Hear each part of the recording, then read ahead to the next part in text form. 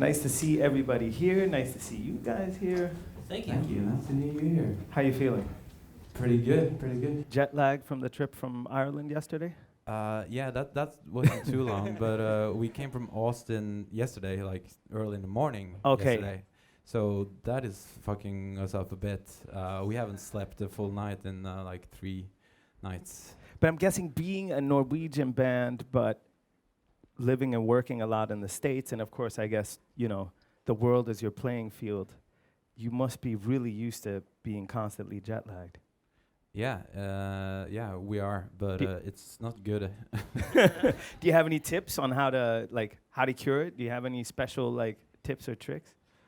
I'm just now reading a book called Why We Sleep, and he's talking about how it's not possible. You're gonna get fucked for about a week and feel bad, and then suddenly you start feeling better. So I'm curious about that book because to me it's so obvious why we sleep. Like I'd die if I didn't. It's very interesting. I haven't come far yet, but it's because we have to. Kind of leads me to so I got a bunch of questions that fans among you have sent in to pose to Ulrik and Kjetil. And speaking of flying, I've heard that you're really afraid of flying. I'm a terrible flyer. Yeah? Yes. Do you sit and like scream during takeoff, or how does this like? No, it's more. I don't know. I never relax on airplanes. So I try to fly. Do you need to like have a gin and tonic even though it's 7 in the morning? Yes, And yeah. Yes. I try to fly as little as possible, and so we try to do a lot of travel by cars. I, for example, drove from Los Angeles to Texas to do. Exactly, Austin that's City what I Limits. heard. And I was wondering if there were any interesting stories from this 22-hour drive from LA to Austin. Yes. So actually, there was we got pulled over several times actually, because apparently on rental cars in the U.S. your lights don't automatically come on in the back. Okay. So we got pulled over for that so many times because we always forgot to turn them on. It's not that Norwegian people just look suspect to American cops. No, it's probably that too, Yeah. definitely. Texas police is also really, really bad. I can imagine.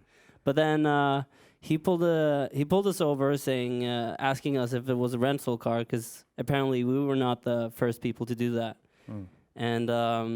And he saw all the gear in the car, and he was like, "Hey, you guys are musicians or what?" and I said yes, and we told him we were going to Austin City Limits, and the police guy was like, "Oh, cool, are you guys on the YouTubes?" And I said, yes, we are actually.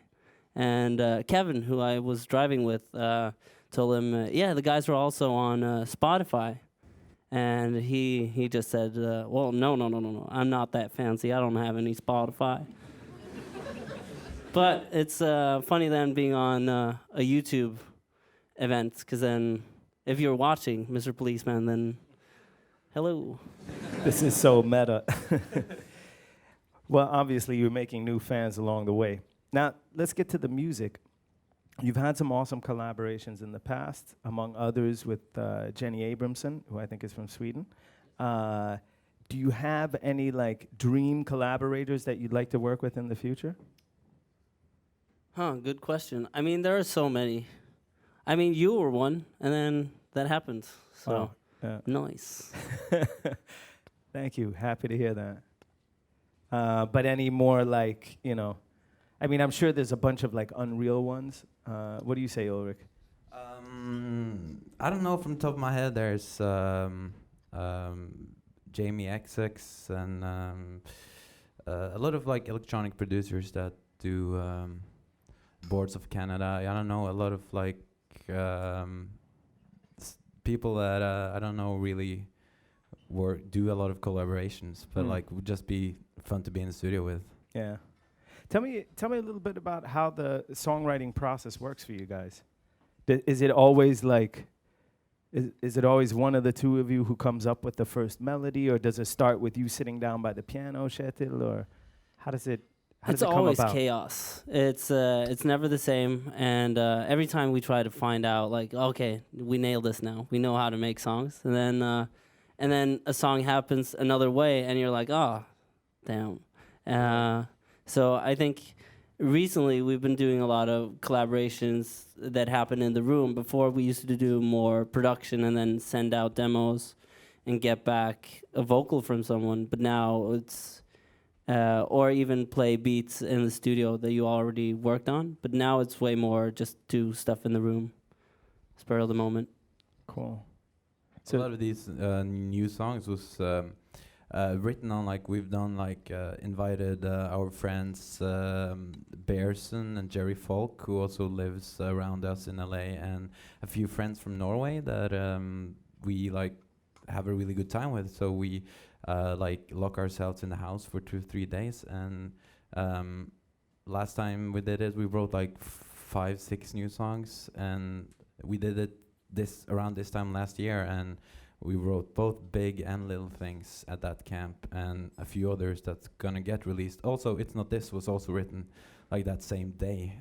We were like just having fun and just drinking a lot and just walking between. We had like set up different studios in the house and just like jamming all day. And yeah, sometimes it's that, and sometimes it's sitting on your laptop on a plane and just finding something that's you develop later.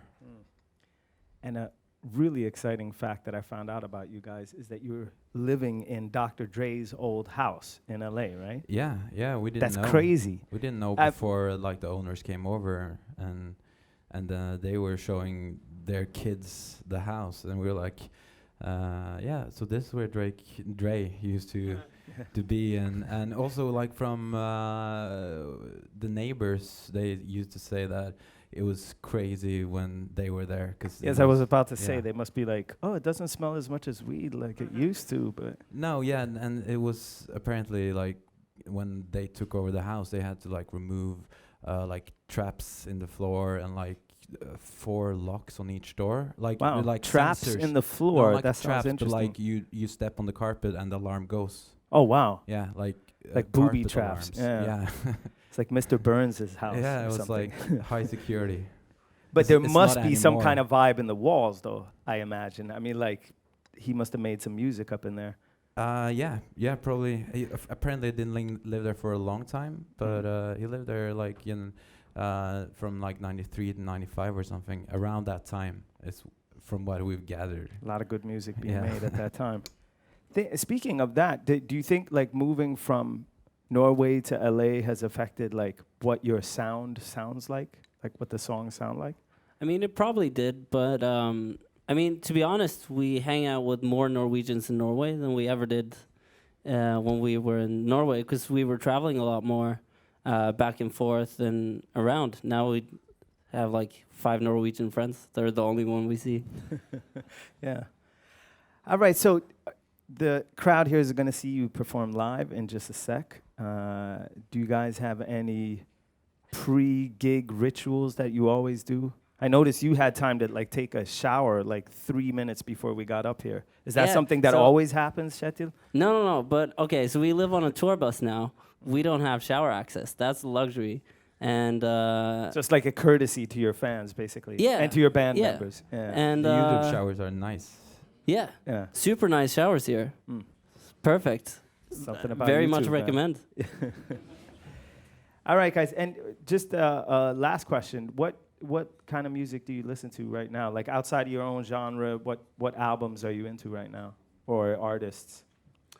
Wish I had my Spotify so I could check, because I always forget. But I think a lot of beats. I get recommended stuff on playlists, so I just do that. It's kind of lazy, but I find a lot of cool music. What about you, Ulrik? Lately, I've been listening a lot to Radiohead. Like, I kind of like rediscover them, and I mean, it changes all the time. I get stuck on something, and then it suddenly changes, and I find something else. All right. Have you guys always dreamt of being like pop stars in the music business, musicians, producers? Was there anything else you dreamt of as kids that you'd be when you grow up? I wanted to be a professional skier for a long Okay. time. Yeah. Cross country or downhill? No, downhill tricks Okay. and stuff. Yeah, So I broke all my bones, which suck. All Uh, of them. No, but Not I at broke, once, I no, hope. Yeah. but I've broken I think 8 bones or something. Damn. So a lot of casts, a Yeah. couple of metal plates and screws and stuff. So I had to quit that. Turns out I'm not that good. But then during all the downtime, I actually did music, which is fortunate now. Also, like 2 years ago, we were going on tour, and he broke his arm skating, and we had to like find someone who could play his other hand on the piano because he only had one hand. And then we brought Stefan, who is now playing with us permanently after he took since he had to learn Kell's parts. But you would play with one hand, but just, Yeah. it's not like you're like, no, I won't play at all. But No, I'll play no, with no. my good hand. Yeah, I played with my good hand. It was actually fairly cozy because we were 2 at the piano a lot of times. And you could stand there and just jam out and be like, hey, friend. Is piano your main instrument? Is that the first instrument you learned, or? I think computer is probably first instrument. All right, yeah. So Ableton and Fruity Loops. All right, Fruity Loops, yeah, man. Yeah, that's what I started on. How about you, Ulrich? Yeah, probably. Yeah, I started out playing in a band with some friends in junior high school, but after we broke up, I started making beats in like Logic and Cubase, and around that time, we started talking about let's try to do something after high school, since we both had like shared interest in computer music. But you play a lot of instruments, though, right? Yeah, he plays more instruments than me. He plays the fucking trombone. Wow! Yeah. How do you learn how to play the trombone? We bring horn players sometimes, so I just ask them incessantly, and I borrow their horns all the time, which is kind of it's A little delicate, yeah. yeah, it's a delicate It's like very subject to be like, intimate, hey, you can I know, use your yeah. mouthpiece? Can I spit all up in your trombone? Yeah. But I'm shameless, so get a lot of good tips. They're all trombone teachers, so. Yeah. So how many instruments do you play? I play none that well. I'm okay on piano and guitar, Yeah.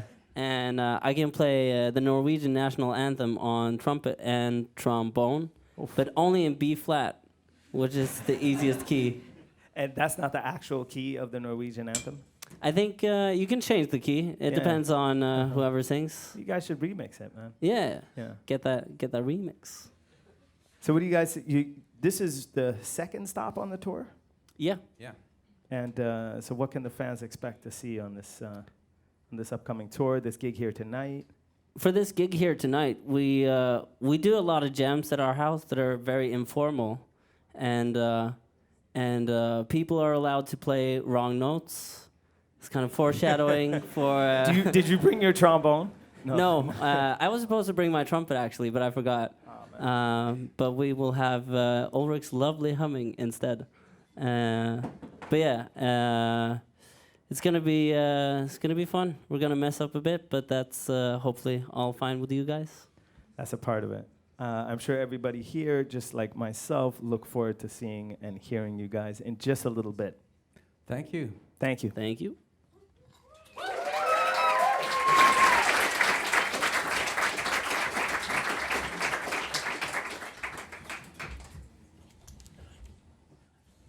Right, guys. The guys are going to set up behind me. I've just been for a shower, by the way, on your recommendation. Yeah, it's really good. So yeah, the guys are going to set up.